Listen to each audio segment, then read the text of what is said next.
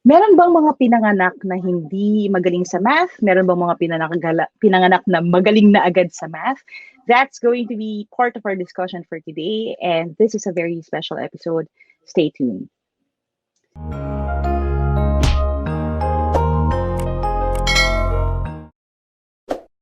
All right, like I promised, we are going to talk about the myths when it comes to math. I have a very special guest, a good friend of mine, a fellow edu-creator. He creates educational content focused on math, and marami rin siyang videos about higher math, so calculus, trig, geometry. He is a doctor, okay, who is teaching in the United States right now. And hindi basta-basta ito, pero ang heart niya talaga is in convincing people like you that anyone can be good at math. I have my dear friend right now, Dr. Peter Esperanza, joining me in this episode. Dr. E, kamusta? Hi, Coach. Kumusta? Thank you for inviting me over sa iyong podcast. At sa mga nakikinig, good morning, good evening, good afternoon po sa inyong lahat. Thank you for inviting me. Okay. I get to introduce you to the tryhards. Yan na daw po ang official name ng tropang ito. So yung mga Tryhard. tryhards from all over the world. And Dr. E, I'm really happy that you're here today and you agreed to do this. So let's hit it with the biggest question sa podcast na ito. Trying hard ka rin ba kagaya namin? And my answer is big yes.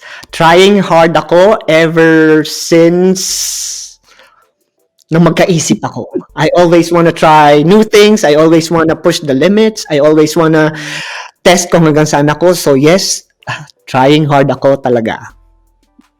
And I know it's a simple question, but sometimes I'm still very scared to ask people. But I'm so happy that I'm surrounded by people like you. Again, regardless of kung saan na kayo nakarating in life, like you're a doctor, parang you dare to still admit to do that. Again, we're removing the stigma kasi yung feeling na para pag try hard ka, it's a bad thing.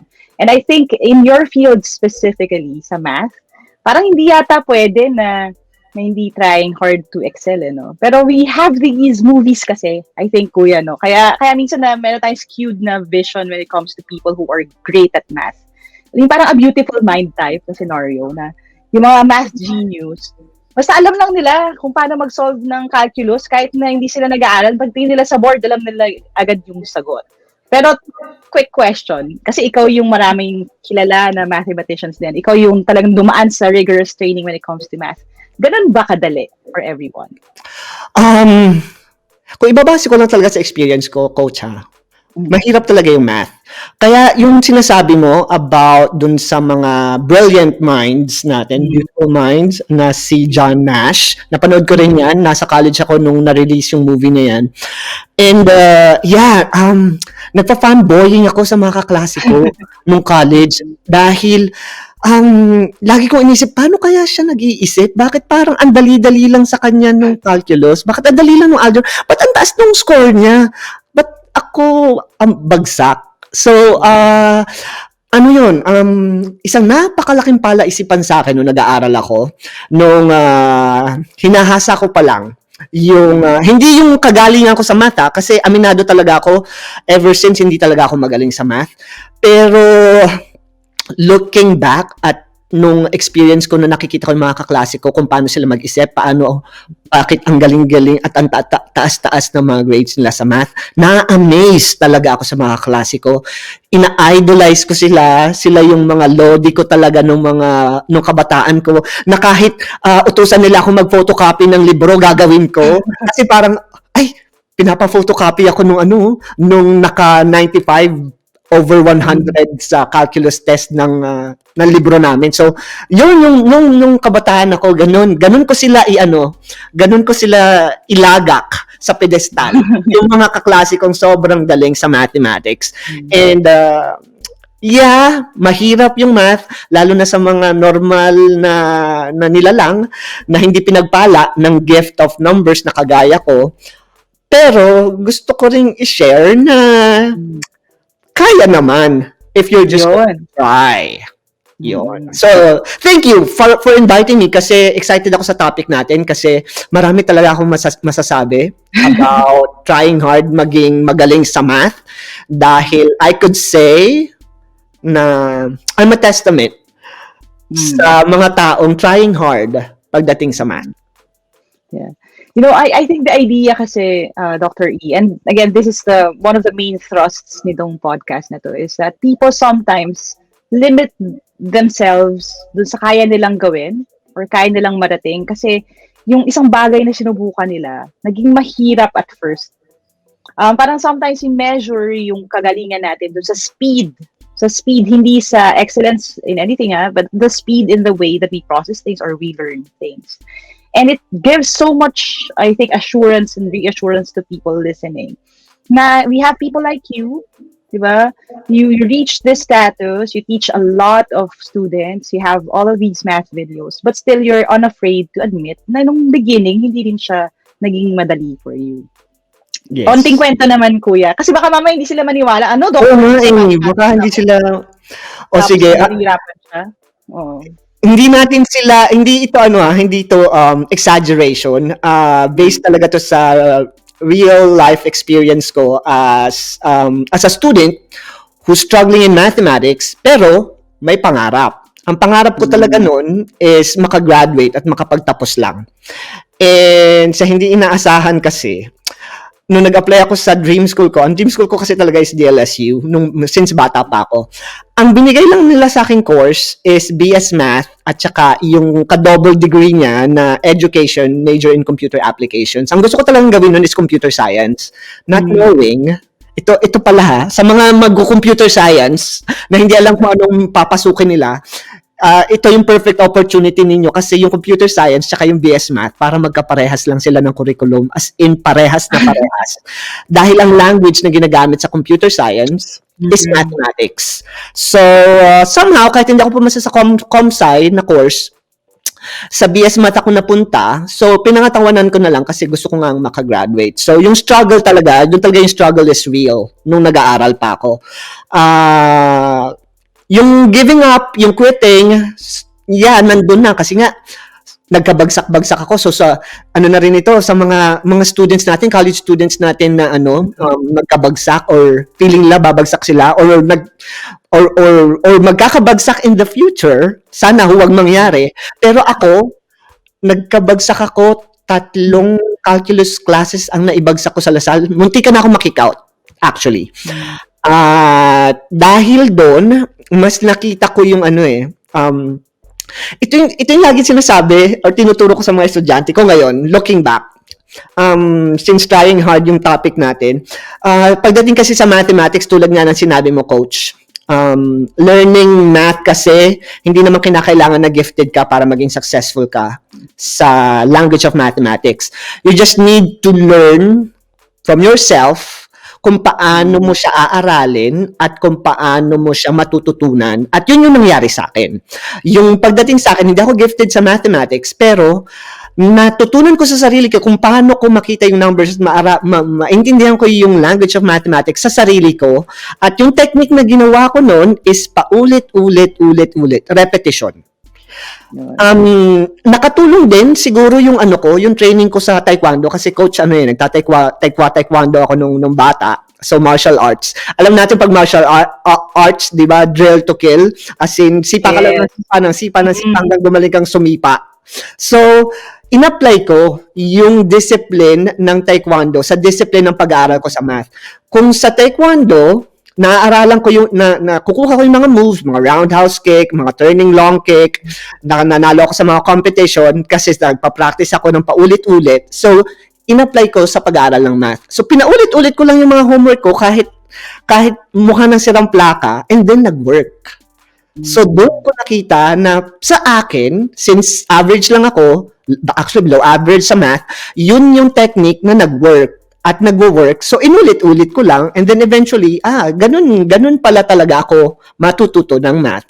So, ayan, and the rest they say is history. Kaya nga ito, nanonood kayo minsan ng mga math videos ko sa mathematics at yan yung product nung struggles ko nung nag-aaral pa ako. Now, I see math in the eyes of students who are struggling kasi tulad Mm. ng karamihan sa mga nakikinig sa atin ngayon, alam ko yung struggle ninyo pagdating sa math na parang imposibleng aralin and totoo Mm. naman. Pero kung pagtsatsagaan at bibigyan ng oras, magagawa naman talaga ng paraan. At matututunan din natin. Di ba nga, Coach? Kung ang pag-ibig nga Yes. ang love, di ba? Matututunan natin. Ano pa naman yung math? So, kaya-kaya natin True. yung matutunan. I agree, I agree. And I guess yung concepts din when it comes to learning to love someone, nag-a-apply din sa math eh. Minsan, di ba, kaya natin natututunan na mahalin yung tao kasi lagi siya nandyan. Eh Yes. kung lagi natin siyang tatakbuhan or lagi nating iiwasan, paano natin siya matututunang mahalin? So yun eh, parang merong desensitization na kailangan na parang okay, takot ako sa math or kahit ibang subject eh. Chemistry, English, writing, speaking. Kahit sa akin, no, naku, kinakabahan pa rin ako every time I speak. But you keep doing it kahit na yung feeling mo nga natatakot ka or di ko kaya. Just exposure, kahit exposure lang muna, no? Expose mo pa rin yung sarili mo and then eventually you learn to love it. And of course, another aspect siguro of learning to love something would be yun nga, sinabi ng Dr. E, repetition. Di ba? Nandyan siya, tapos everyday naka-interact mo, natututunan mo yung mga gusto niya, yung mga hindi niya gusto. So eventually you learn to love it. And Mhm. nung may sinabi ka, Dr. Ina, I just want to explore a little bit, no? Kasi sinabi nyo, Yeah. na kanina na, siguro one of the things that makes you different is that, you know kasi the struggle. Na parang, alam ko how it is to be a student na, kumbaga, I reached this age na unfamiliar ako dun sa, itong mga terms sa akin, na naguguluhan pa rin ako dun sa mga iniisip ng iba na basics, no? And it also helped you sa ginagawa mo ngayon, which is teaching. So, I guess we can really, I just really want to ask that question din. Do you think yung fact na yon na nahirapan ka sa math dati gives you an edge when it comes to you being a teacher over, sabihin na natin, a teacher who is born gifted sa math? Hindi to generalization ha. Sa tingin ko, this is just an expression of opinion. Kasi sa akin din, it's kind of true na I get to be more compassionate sometimes because I know the struggle. Sa inyo ba ganun din? As in, swak na swak. As in, ganun na ganun. Kasi, tinry kong i-articulate yung yung way of teaching na ginagawa ko sa mga students ko tsaka sa YouTube channel ko, kung paano ko siya mapapaintindi sa mga students na hindi ko sila bina-Barbie. Hindi ko sila binobola. When I say na practice lang, kaya mo yan, bigyan mo lang siya ng tsansa. Kasi ito yun ito yung analogy ko dyan Halimbawa, ikaw gusto mong yumaman. At may teacher na magtuturo sa iyo kung paano ka yumaman. May dalawang teachers na ino-offer sa iyo. Isa, let's say, yung Prince of Brunei, at isa is si Oprah Winfrey. Sa dalawang milyonaryo, bilyonaryo, napakayamang tao na yan, kay nino ka o sino ang gusto mong piliin para magturo sa iyo kung paano ka yumaman? Si Oprah Winfrey ba? O si yung principal o yung king ng Brunei? Di ba? Siyempre kay Oprah ka pupunta dahil alam mo si Oprah nagsimula sa wala. Yes. Si yung prinsipe ng Brunei, pinanganak na siya na meron na siyang yaman at marami na siyang pera. So kung gusto mo talagang matuto, doon ka sa naka-experience na kung paano talaga magsimula from wala hanggang sa marating niya kung nasaan man sila. So yun din yung way ko kung paano ko nakikita yung math sa ngayon. Hindi ako si Oprah, pero that's how I compare yung pagtuturo ko sa mga estudyante ko. Na lahat ng binibigay ko sa kanila sa YouTube channel ko or dun sa classroom ko is based on my experience as a struggling math student. At ngayon na nabigyan na ako ng platform, ngayon na nabigyan na ako ng opportunity na maging teacher para sa mga students, yun yung technique ko at yun yung unique way ko on how I make math more understandable or more manageable para sa mga students na nagsa-struggle. Kasi alam ko ang pinagdadaanan nila. At alam ko yung struggle na meron sila kung ba't nahihirapan sila sa pag-intindi ng math. Dahil pinagdaanan ko siya. Yes. I agree, no? And it's great to hear that from you and be reaffirmed. You know, sometimes, kailangan natin itong experiences na ganito, na yung na-subject tayo to something that is unnatural for us or something that isn't easy, something that's hard for us. Kasi it doesn't just build our own discipline or yung lawak at lawig ng kaalaman natin. Actually, it teaches something else, which is, I would say, empathy or compassion. Na when someone is struggling, kahit na hindi exact topic na kinover mo, pero you recall certain memories na at one point in my life, nahirapan din ako eh. And it took a lot of time, a lot of people then helping me out para makalabas ako dun sa struggle na yon. And now I get to do that with other people. So it's always this looming question kasi, Dr. E, parang paano ko tuturuan yung ibang people ng kindness, ng compassion, ng empathy? I think again, may onting benefit yung fact na pinanganak tayong hindi magaling sa lahat, because Yes. that experience can teach us a lot of things. And, So, yeah, go ahead. and also, Coach, i-add ko lang. Kasi nung mga panahon na nag-aaral ako nung kabataan ko, wala pang mga research kasi about dun sa ginagawa natin kung paano tayo nagtuturo, paano natututo yung mga anak or mga bata or mga estudyante. Meron kasi ngayong concept about growth mindset. So kung yung mga nakikinig Yes. sa atin, mako-curious kung ano ba yung parang tangible reading materials na pwede lang gamitin para ma-verify nila yung mga pinagsasabi ko at kinukwento ko sa iyo, Coach. Isang researcher sa Stanford, nag-research siya about growth mindset at saka yung tinatawag natin na grit. Yung grit, Yes. yan yung isa sa mga characters na pwede nating i-develop bilang tao. So, hindi mo kinakailangan maging gifted. Kailangan meron ka lang grit sa sarili mo. At yung grit na tinatawag na yan, ano ba yung grit sa Tagalog? Hindi ko rin alam kung ano ibig sabihin. Alam mo, Dr. E, ang translation ko sa grit kapag tinuturo ko, tigas Oo. ng ulo. Kasi, Yes, tigas ng, oh yeah, oo nga, perfect, tigas ng ulo. I know, Tigas ng ulo ko I know, talaga.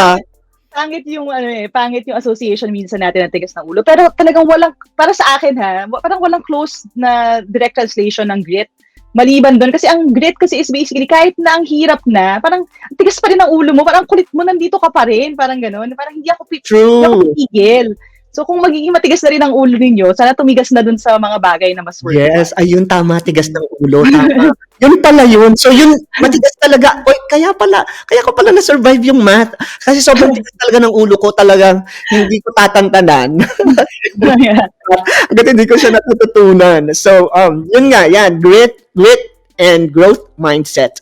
Yes. So, kung meron kayong time na i-search yan sa Google or sa maraming readings about that. Kasi sinasabi kasi, Coach, sa growth mindset na ang utak natin parang muscle.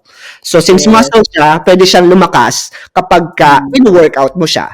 At syempre, ang brain naman, hindi naman natin kailangan ng barbell or ng elliptical para lumakas yung mga utak natin. So, repetition lang talaga ng mga skills na gusto ninyong maging magaling kayo. Kay math yan, or kay chemistry, or English, magsalita ng English, magsulat ng English. So, lahat yan, hindi yan dadating sa inyo habang natutulog kayo at meron kayong kung ano mga anting-anting or agimat sa unan. Kailangan nyo talaga ng practice para talaga gumaling kayo dun sa skill na gusto ninyo.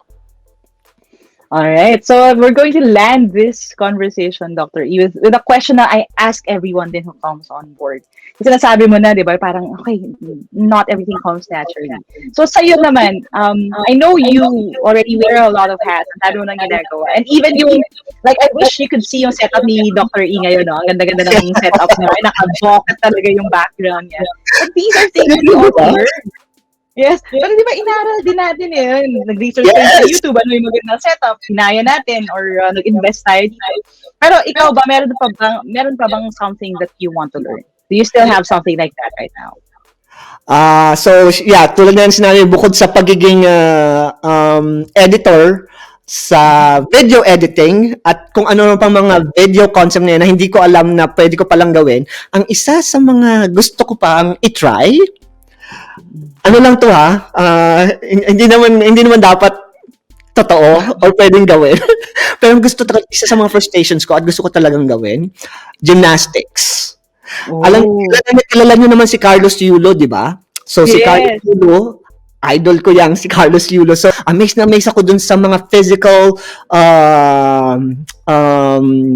things na ginagawa niya na sobrang hindi kayang gawin ng normal na tao talaga yung ginagawa niya eh.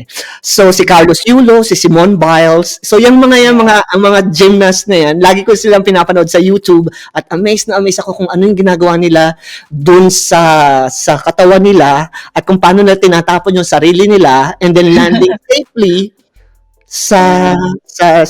sa lupa. So yun, Mm. kung meron ako isang bagay na gusto kong gawin or i-try, Mm. gymnastics. Maging isang Alright. Olympic level gymnast. Yan. Yeah. O, di ba? So again, it's if there's one thing na prove natin dito, again, everyone still has a bit of a dream, no?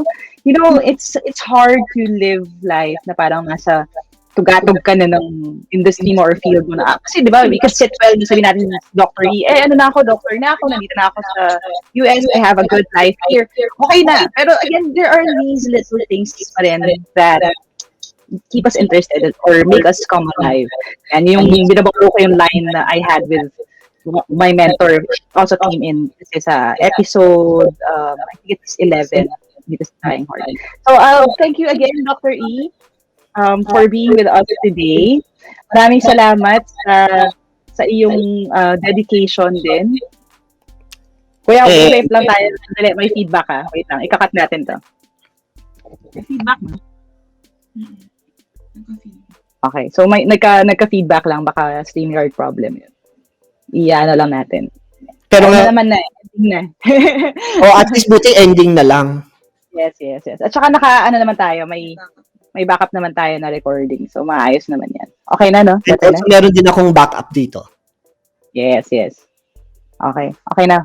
Sige, kuya, ilaland ko na. Sige. Ipapromote natin yung handles mo. So, alright, so again, it's another fruitful conversation with Dr. E. Again, it's always an honor to be called your friend. Dr. E, where can we find your content? So tell us kung saan ka namin mahahanap at kung saan ka namin makakatch para mas matuto pa kami from you.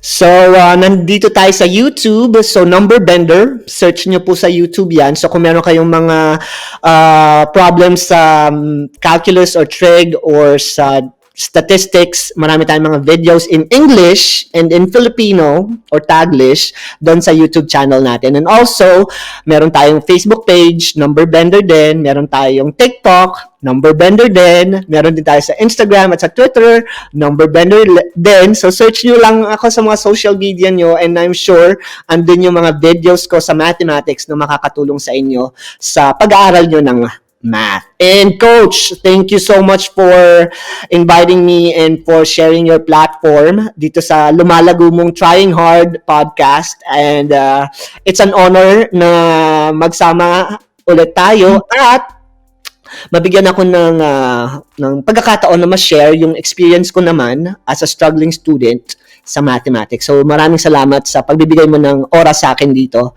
para sa mga students natin.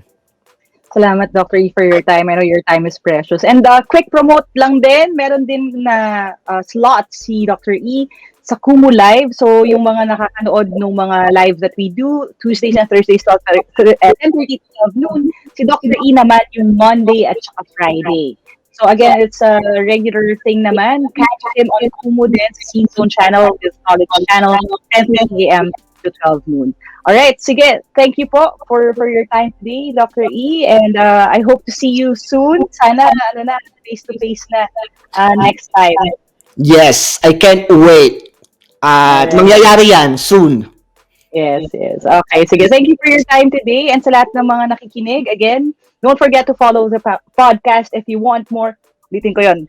Nalubat ako. Okay. All right. So thank you again for joining us today for this conversation. Sa mga hindi pa naka-follow, follow this podcast. Join the Trying Hard Podcast community. Go and look for our group sa Facebook. It's called Trying Hard Podcast Community. Join the conversation by using the hashtag Trying Hard with Lyqa para sa inyong mga takeaways. Tag us din kapag nag-post kayo para mahanap namin yan. All right. Thank you guys for listening. And as we always say, this is where the dreamers are. Mga tryhards out there, don't forget, it's okay to dream big, work hard, and start now. At huwag mahiya kung tatawagin nila kayong trying hard. We'll talk to you soon.